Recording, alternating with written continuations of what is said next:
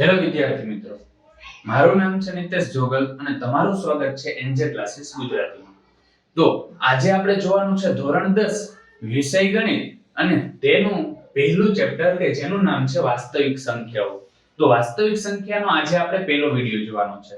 જે વાસ્તવિક સંખ્યા વાળું જે ચેપ્ટર છે એ બોર્ડની પરીક્ષાની અંદર ટોટલ 2 માર્કની અંદર પૂછાય છે. તો આપણા માટે એક એક માર્ક પણ મહત્વના જ હોય છે, એટલા માટે આ ચેપ્ટર પણ આપણે એકદમ સારી રીતે સમજીશું.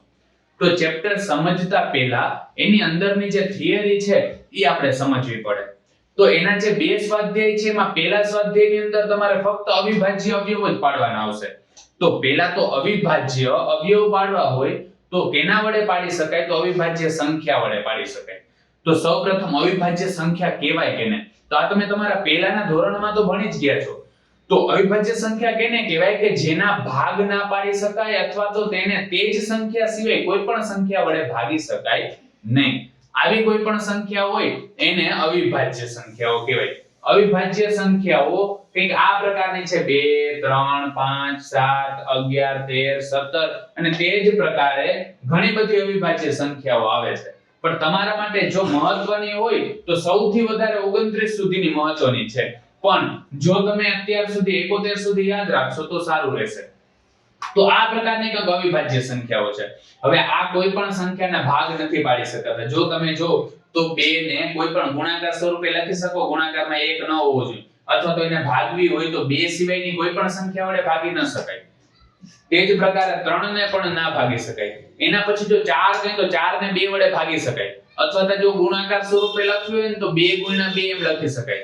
ગુણાકારમાં 1 નથી લખવાનો, એના સિવાયની કોઈ પણ સંખ્યા લખી તો એવી રીતના લખી શકાતી નથી. આવી બધી સંખ્યાઓ છે એને આપણે અવિભાજ્ય સંખ્યાઓ કહીએ. તો આ અવિભાજ્ય સંખ્યાઓ છે ને અવિભાજ્ય સંખ્યાઓને રિલેટેડ જે દાખલાઓ આવશે એ પણ આપણે આના પછીના લેક્ચરની અંદર ભણીશું. તો ત્યારબાદ જે મહત્વનું છે ને આ ચેપ્ટરમાંથી પૂછાય છે એ છે ગુસા અને લસા. તો સૌપ્રથમ ગુસા કેને કહેવાય? ગુસાઅનો મતલબ થાય છે ગુરુત્તમ સામાન્ય અવયવ અને લસાઅનો મતલબ થાય લઘુત્તમ સામાન્ય અવયવ. જો નોર્મલી આપણે એની વ્યાખ્યા કેવી હોય તો વ્યાખ્યા શું થાય? તો કે બે કે તેથી વધુ આપેલ સંખ્યાઓમાં રહેલા સામાન્ય અવયવના નાનામાં નાના ઘાતાંક વાળા પદોને ગુણાકાર સ્વરૂપે આપણે જો દર્શાવી તો તેનો ગુસા થશે. જો હું તમને સમજાવવા માટે એક ઉદાહરણ આપું છું. ધારો કે કોઈ એક સંખ્યા છે, એના અવયવ ધારો કે આ પ્રકારે પડે છે. પેલી સંખ્યાના પડે છે 2 ની 3 ઘાત, એટલે એનો મતલબ 2 3 વખત આવે છે એટલે 3 ઘાત મેં લખ્યું છે, ગુણ્યા 3 ની 2 ઘાત ગુણ્યા 5 ની 2 ઘાત. તે જ પ્રકારે ધારો કે કોઈ બીજી સંખ્યા છે, એના અવયવ આવું પડે છે 2 ની 2 ઘાત ગુણ્યા 5, કંઈક આવું પડે છે. તો આની અંદર વ્યાખ્યા પ્રમાણે જો તો શું થાય? 2 કે 2 થી વધુ આપેલ સંખ્યાઓમાં રહેલા, આમાં જરૂરી નથી 2 જ સંખ્યાઓ આપી હોય, કોકમાં તમને 3 સંખ્યાઓ આપી હોય ને એમાંથી તમને ગુસા કે લસા શોધવાનું કહે, ક્યારેક 4 સંખ્યાઓ આપી હોય ને ગુસા કે લસા શોધવાનું કહી શકે છે. એટલે આવું તમને આપી શકે છે. હવે શું કીધું? 2 કે 2 થી વધુ સંખ્યાઓમાં રહેલા સામાન્ય અવયવના નાનામાં નાના ઘાતાંક વાળા સામાન્ય અવયવ. તો આ 2 ની અંદર જોવા જાવ તો સામાન્ય શું લાગે છે? આમાં 2 સામાન્ય લાગે છે અને બીજું શું લાગે છે? 5 સામાન્ય લાગે છે. એની અંદર શું કીધું? નાનામાં નાના ઘાતાંક વાળા. તો આની અંદર આ બે વસ્તુ સામાન્ય છે, તો આમાં 2 ની 3 ઘાત છે અને આમાં 2 ની કેટલી ઘાત છે? 2 ઘાત છે. તો આનો જો મારે ગુસા શોધવો હોય તો ગુસા 2 ની 3 ઘાત અને 2 ની 2 ઘાત છે. એમાંથી નાનામાં નાના ઘાત વાળા, તો આ બે માંથી નાની ઘાત વાળું કયું છે? 2 ની 2 ઘાત છે. તો નાની ઘાત વાળું પહેલા સિલેક્ટ કરી એટલે 2 ની 2 ઘાત, પછી હું વચ્ચે કરી ગુણાકાર. જો બીજું પદ હોય તો ગુણાકાર કરીને લખવાનો, બાકીના કોઈ પણ પદ હોય તો ગુણાકાર સ્વરૂપે લખવાનું, કેમ કે અહીંયા કીધું છે પદોના ગુણાકારને. એટલે જેટલા પણ પદો તમને સામાન્ય મળે છે ને એનો ગુણાકાર કરવાનો થાય. એના પછી જોવા જાવ તો અહીંયા 5 ની 2 ઘાત છે ને અહીંયા 5 ની કઈ ઘાત ના હોય તો 1 ઘાત હોય. તો આ બેમાં જે આ બે સામાન્ય છે એમાં નાની ઘાત વાળું શું થશે? 5. એટલે અહીંયા હું ખાલી લખી નાખીશ 5. હવે 2 ની 2 ઘાત એટલે કેટલા થઈ જાય? 4 અને 5, અને 4 50 કેટલા થાય? 20. તો કે ગુસા મને આ પ્રકારે મળે છે.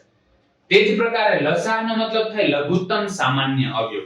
લસા કેને કહેવાય? જો લસાઅની વ્યાખ્યા કઈ તો શું થાય? તો કે 2 કે 2 થી વધુ આપેલ સંખ્યાઓમાં રહેલા સામાન્ય અવયવના મહત્તમ ઘાતાંક વાળા પદોના ગુણાકારને આપેલ સંખ્યાનો લસાઅ કહે છે.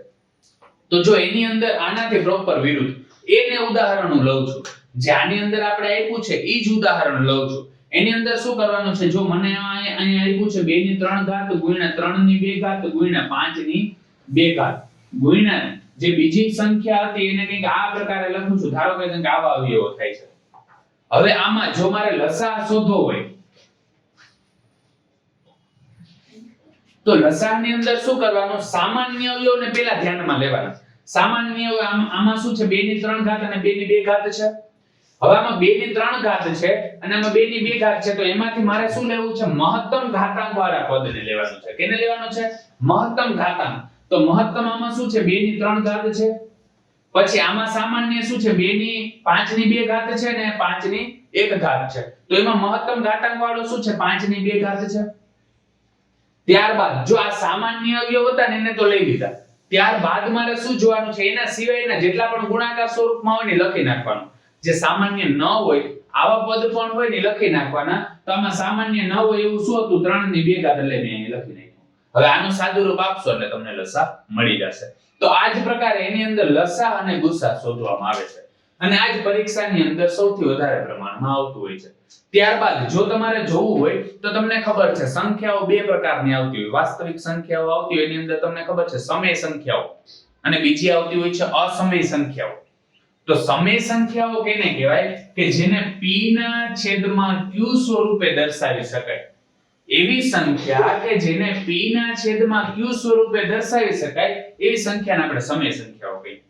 ત્યારબાદ અસમય સંખ્યાઓનો મતલબ શું થાય કે જેને p ના છેદમાં q સ્વરૂપે દર્શાવી શકાતી નથી તો એને અસમય સંખ્યાઓ કહીએ. સમય સંખ્યાઓનું ઉદાહરણ આપું તો ધારો કે 2 ના છેદમાં 3, 5 ના છેદમાં 2, પછી 9 ના છેદમાં 2, આવી બધી સંખ્યાઓ હોય તો આ કેવી સંખ્યાઓ થાય, સમય સંખ્યાઓ થાય. અને જો અસમય સંખ્યાઓ કહું તો અસમય સંખ્યાઓ વર્ગમૂળમાં 2, વર્ગમૂળમાં 3, પછી વર્ગમૂળમાં 5, આવી બધી સંખ્યાઓ છે. આ બધી કેવી સંખ્યાઓ છે, અસમય સંખ્યાઓ છે. બરાબર. અને આવી અસમય સંખ્યાઓના દાખલા પણ પરીક્ષાની અંદર પૂછાય છે. એની અંદર એવું પૂછાય છે કે વર્ગમૂળમાં 2 સમય સંખ્યા છે કે અસમય સંખ્યા તે જણાવો. વર્ગમૂળમાં 5 એ સમય સંખ્યા છે કે અસમય સંખ્યા છે તે જણાવો. અથવા તમને આવું આપે 2 + 2 વર્ગમૂળમાં 5 એ સમય સંખ્યા છે કે અસમય સંખ્યા. તો તમને ખબર પડી જાય એક પણ વર્ગમૂળમાં વાળી સંખ્યા આવી જતી હોય ને વર્ગમૂળમાંથી દૂર ન થતું હોય તો જે અંતે વર્ગમૂળ દૂર ન થતું હોય તો એ કેવી સંખ્યા થશે, અસમય સંખ્યા થશે. તો આવા પ્રશ્ન પણ પરીક્ષાની અંદર પૂછાય છે. અને લસાઅ અથવા ગુસાઅ શોધવાનો 2 માર્કનો એક દાખલો પણ પૂછી શકે છે. તો એ જ પ્રકારે આપણે આની અંદર ધ્યાન આપવાનું છે. તો વિદ્યાર્થી મિત્રો આજ માટે બસ એટલું જ. જો તમને અમારો આ વિડિયો પસંદ આવ્યો હોય તો વિડિયોને લાઈક કરીને ચેનલને સબસ્ક્રાઇબ કરવાનું ન ભૂલતા. કારણ કે જ્યારે તમે વિડિયોને લાઈક અને ચેનલને સબસ્ક્રાઇબ કરો છો ત્યારે અમને મોટિવેશન મળે છે અને આ જ પ્રકારના વિડિયો અમે તમારા માટે લાવી શકીએ છીએ. ધન્યવાદ.